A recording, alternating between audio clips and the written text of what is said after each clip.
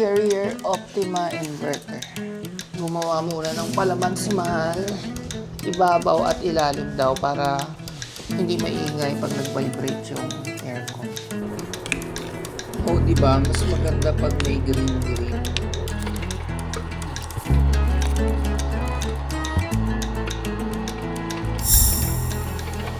Good morning. Kami nakapag-breakfast na. Anyway, today is a Saturday, so mag-aayos-ayos tayo ng bahay. Unahin natin tong kusina kasi ang gulo-gulo niya. Pakita ko sa inyo ha.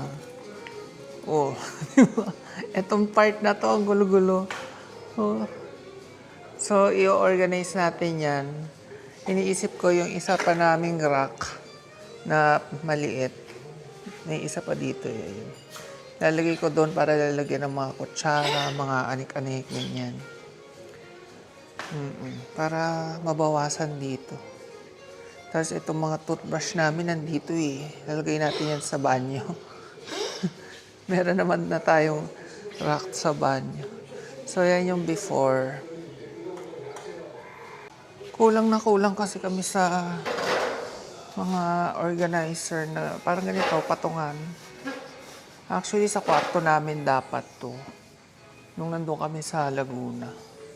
Pero dahil dito, yung kitchen walang mga cabinet. Kaya ganito, sa ganito kami nagtatago, nagpapatong. Kailangan naming bumili. Kaysa magpagawa ng cabinet sa kitchen.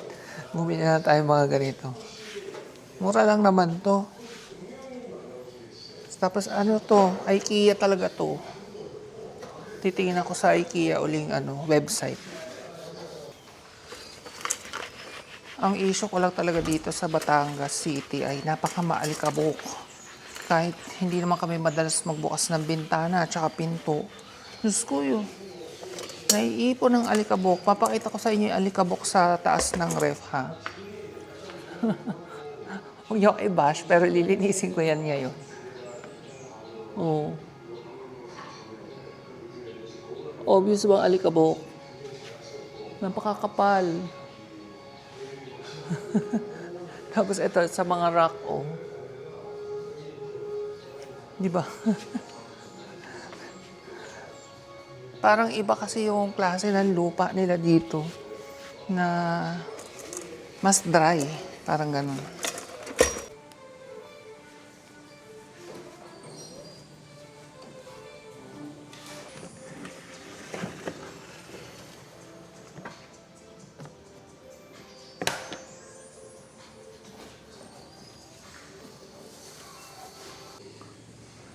So far, na-clear ko na to. Oh, di ba?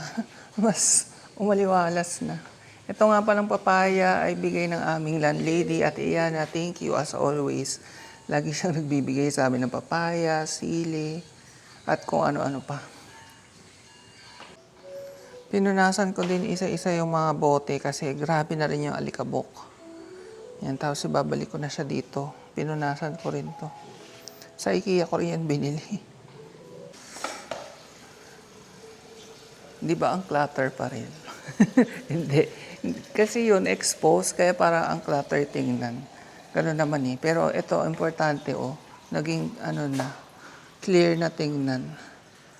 Kasi parang ang gulo sa buhay pag may magulong something. Yan. Ito nga, yan oh. Yung isa dyan ay mga sandok, kutsara, yung bigas namin. Bumiling suko online. Bili na rin kayo, pakita ko lang. Pinakurat. Mas mura lang na. At dumating na yung aircon para sa ating guest room. I-unbox na natin.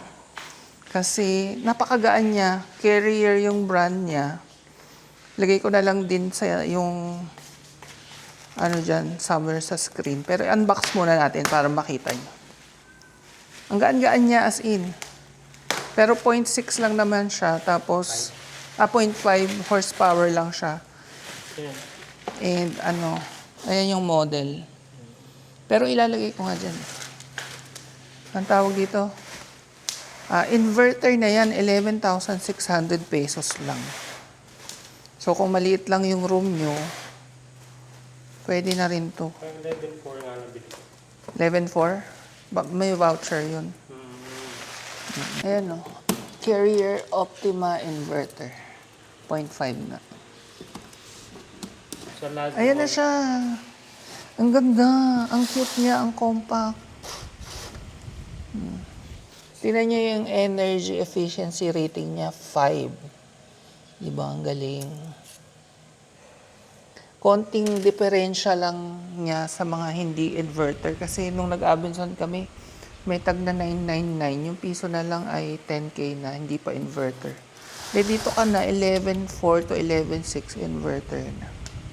At ang liit-liit niya talaga. As in. Ano to?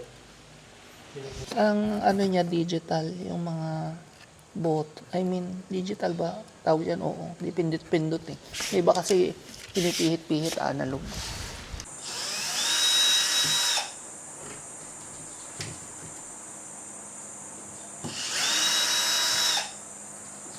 Gumawa muna ng palaman si Mahal. Ibabaw at ilalim daw para hindi maingay pag nag-vibrate yung aircon. Usually kasi yun yung problema sa window type. Pag nag-vibrate sa wall, ang ingay. Meron pala siyang ganyan, yung parang bracket. So, yun yung pangharang dito para hindi mahuhulog. Ang galing. And may kasama rin pala siyang remote. Hindi ko nabanggit kanina kasi ngayon lang namin nakita. Nakabit na. Ngayon, ano na namin doon. Papasok na. Na-install na ni Mahal pero lalagyan pa niya ng sticker yung paligid. Ang ganda. Ito yung sticker. Nadikitan na ni Mahal ng sticker. Hindi nga lang kakulay ng wall pero okay na rin. Parang pinaka-frame na lang. And then, itatry na natin siya. Ayun, gumagana. I-on ko na dito. Pero may remote to. Lagyan natin sa 23. Mode. Ano yung mode? Cool. Letter C siguro cool. Tapos ito, manual nga lang tong yung adjustan ng airflow. Pero okay lang. Let's try kung lalamig. Patayin ko muna tong fan.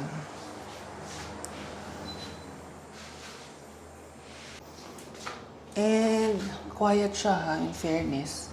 Kasi nilagyan niya namin ng mga foam sa gilid. So, halos wala siyang vibration na naririnig. Ayan, medyo nafe-feel na namin yung lamig. And kanina, nung sabi ko sa inyo, super quiet, hindi pa pala totally on yun. Pagka yung medyo may ingay na siya, doon siya naka-on talaga. So, hindi naman sobrang ingay, white noise. Hindi ko alam kung mapipick up nung aking mic. Pero ayan, lumamig na. Successful ang aming pag-install. And yun nga, mura lang siya, 11.6. 11.4 to 11.6 depende sa vouchers sa Lazada. So, lalagay ko na lang dito somewhere sa screen. Kung kailangan nyo rin ng aircon, carrier pa yan, tas inverter. Yung 1 na fan, matahimik. Yan 1. Ayan, pag 1 tahimik lang. Kanina kasi naka-auto. Naka-auto, baka 2 yun or 3. For lunch, itong mais na nabili namin sa palengke na 50 kilo, gawin na nating swam. Kasi natutuyot na siya. Ito na lang natira, yung iba kasi kinain na ni Bailey.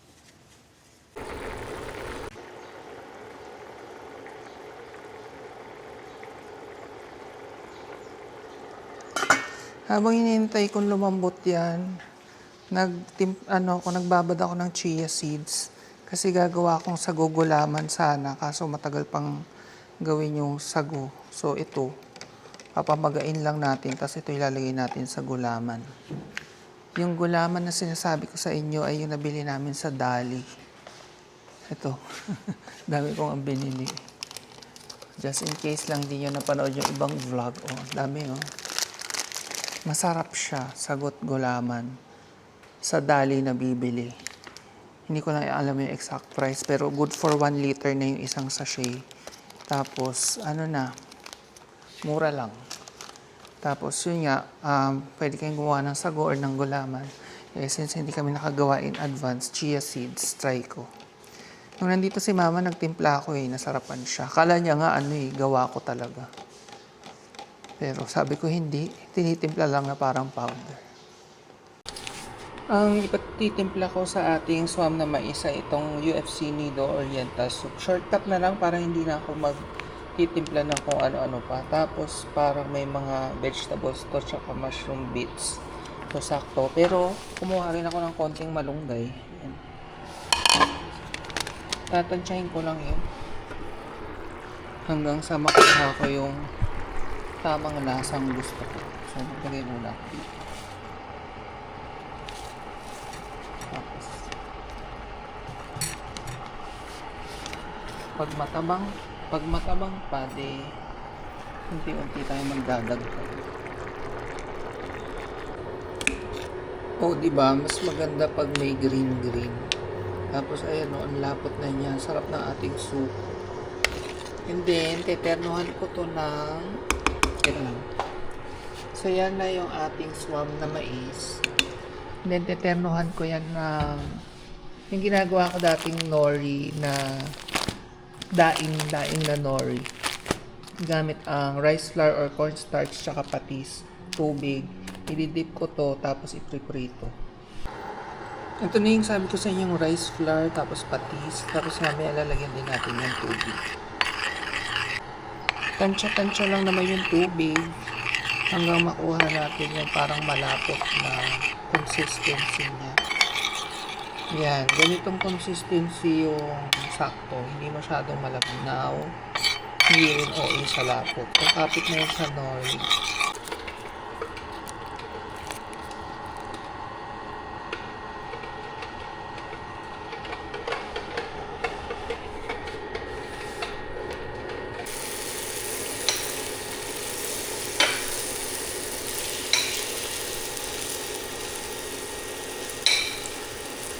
Walang bloopers na naman.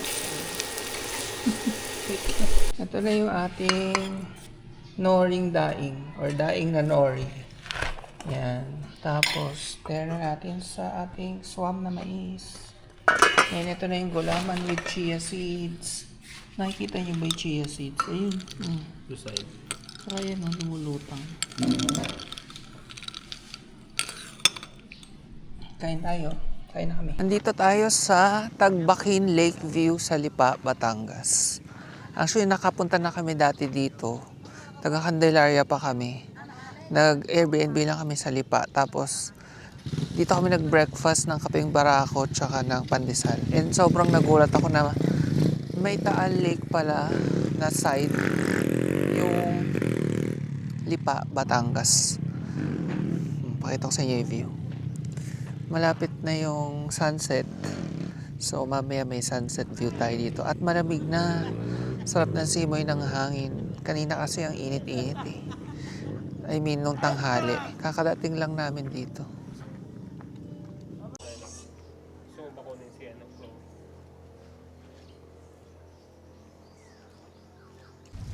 Merienda. Lumpia. Tapos, toknening ba itong sa akin? Makain na siya. Walking baka mo. Merienda. Nahulog na. Wala pang sunset. Maya-maya pa siguro. Kami pabalik na sa aming sasakyan. Mag-drive kami papunta doon. Tingnan namin baka may mga bukas pang cafe. Or kahit yun sa tabi-tabing barako. Pwede din.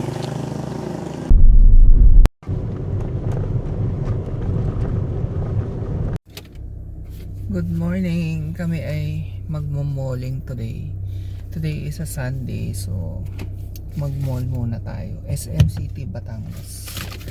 And then, dadaan din kaming Shopwise kasi magtatanong kami sa Grand Terminal kung may biyahe doon na pa-Lucena para pag dalaw nung kapatid ni Mahal tsaka yung family. pwede silang mag-bus hanggang Lucena Port. Pag wala, hahatid natin. Anyway, okay lang din sa akin kasi namimiss ko na ang Quezon Province. Actually, isa sa favorite kong mga lugar. So tara na.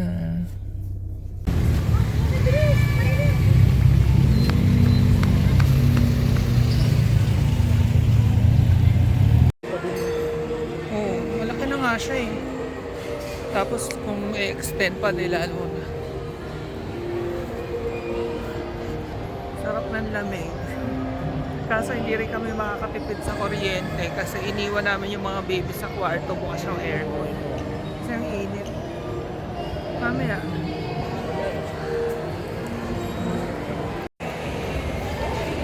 Tingin lang ako ng iPhone sa Power Mall. Hintay ko sa mga nandun siya sa LBC. Yung isang earphones niya kasi papadala niya sa kapatid. Waiting lang ako dito sa labas. Ang daming tao sa loob. Actually, ang daming tao. Pag Sunday talaga daming tao. Grabe. Grabe, buy one take one yung trolley na bears. 319, dalawang malaki. Chipstick. Hindi. Namimili kami ng buy one take one. 39 pesos lang. Grabe. Tapos itong biscuit, ang buy one take one din, nakalata. Julie's.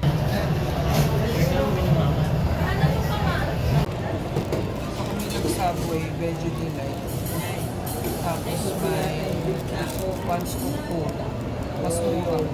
Kesa yung tuna yun. Okay tayo.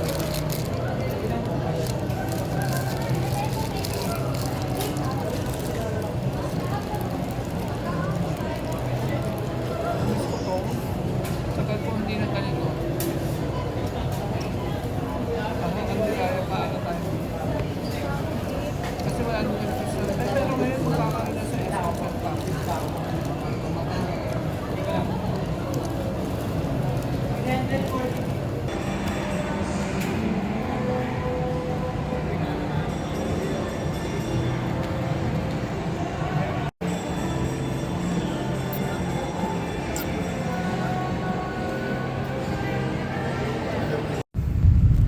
My God. So yun, nag-ano lang kami sa SM, nag-LBC, tumingin ako ng phone, tsaka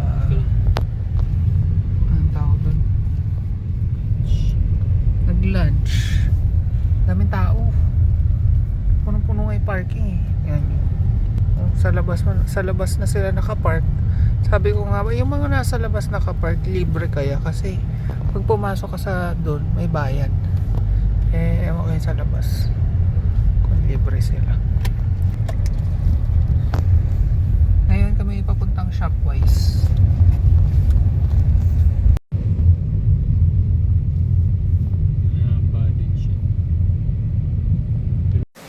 Eureka. Shopwise na kami. So far yan lang yung laman. Kaya sabi ko naka 50% off yung mga blender. Ay kaso Eureka, yung itsura. Okay to. Tough mama. Ang aesthetic nitong Asahi, kaso ang mahal. 1,520. Kilala niyo ba si Mr. Beast, yung YouTuber? Ayan, may chocolate siya. And best of all, buy one take one. Alam niyo naman kami. So ito peanut butter. Tapos ito almond.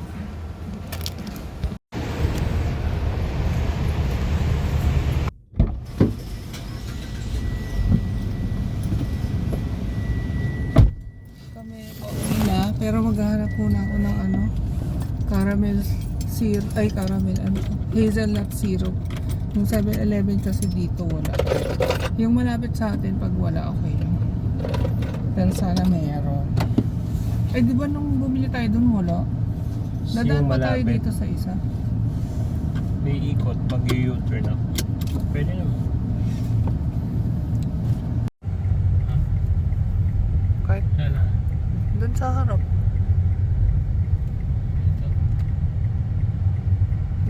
Isang beses nag-park lang ako sa harap. Tapos yung motor, ayaw niya magbigay. Kaya ba tayo? Wala. Ayan, paalis siya. Grabe, sobrang in-demand talaga nitong hazelnut syrup na to. Dalawa na lang.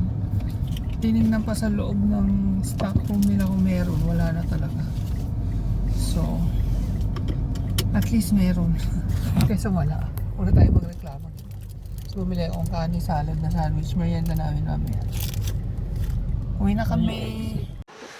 Nasa bahay na kami. Hindi ko na na-haul sa inyo yung mga pinabili namin. Ano lang naman, grocery lang. Tapos yung mga buy one, take one, napakita ko naman. Pagdating, pinagluto ko agad yung mga babies ng kanilang ulam. Beef. Sa Dali kami bumibili ng beef. O, di ba sila nakakarne? Samantalang kami hindi kumakain ng karne. Hindi naman sila pwedeng kumain isda. Kaya ayan. Ano yan, yung hinahalo namin sa dog food tsaka kanin. Anyway, pakita ko lang sa inyo yung nabili ko ngang baso sa sa Landmark na pang coffee natin. Kasi 'di ba inuuwi ko yung Starbucks na na cup kasi gustong-gusto ko nagkakape doon. So bumili na ako ng glass talaga pero plain lang 'to. Yan, tapos maliit lang siya. May malaki pero mataba naman eh. Kasi pag yung malaki yung binili ko, baka hindi naman puno. Eh, gusto ko kasi puno siya, mas nagagandahan akong tingnan.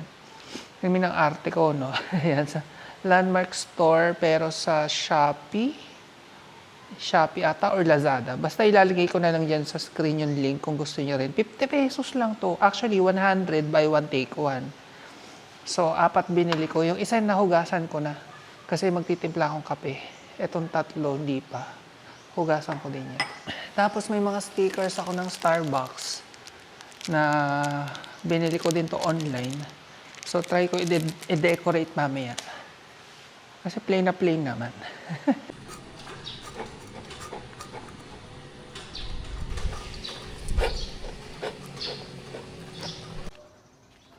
Napakain ko na yung mga babies. Ngayon naman, itong mga tanim natin, ililipat ko na kasi namamatay na sila. Hindi ko alam kung bakit. Lagi ko naman silang dinidilig. Ayan, yan na lang natira sa kamatis. Tapos ito na lang natitira sa talong. Eh, halos lahat yan tinubuan. Yung okra, ito, tingnan nyo lang nilipat ko. Nag-tribe. Yan, okra yan. May 4 na natirang okra. Tapos ito, talong. Nilipat ko yung isang talong dyan. Hindi ko alam kung mabubuhay. Ito din, talong din to. So, ang gagawin ko, ililipat ko na lang silang lahat. Kasi baka kailangan nila ng mas maraming lupa. Palatandaan ko itong bato. Para alam ko kung nasan sila. Pati yung talong, sana mabuhay.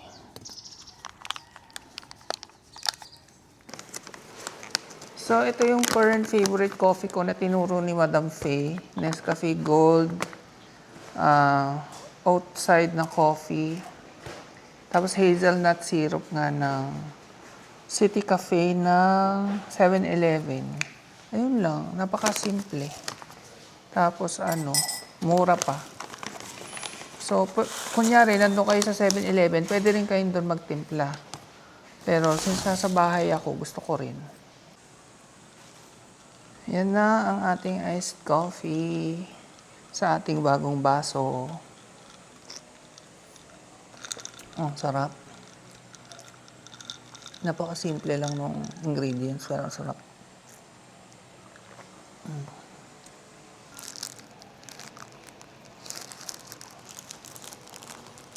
Dinner time, magluluto ako ng burger steak. Nung nandito si Mama, may ginawa akong burger patty gawa sa unmeat giniling. Tapos dinalhan niya ako ng karaginan. Yung karaginan kasi nakakapagpa-bouncy sa mga ganito. So, ang galing. Kahit hindi siya totoong karne, naging bouncy siya. So, yan. Gagawin nating burger steak. Ang ganda ng itsura, no? Kala mo totoong burger patty. Parang beef. Nag-brown-brown pa siya.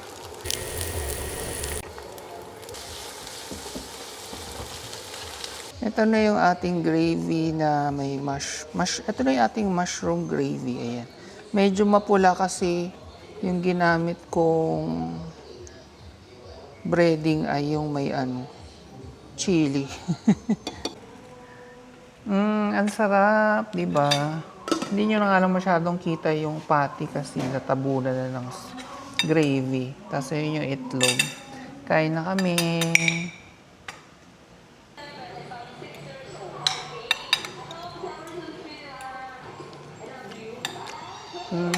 Sarap. Sarap ng burger patty ko. Daming celery.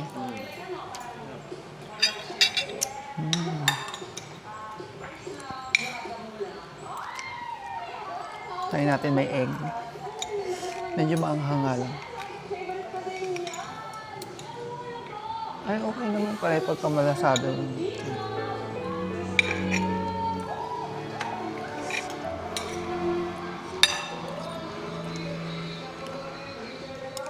오늘도 보내요 그 눈빛을 보내요 나만 사랑할 그 사람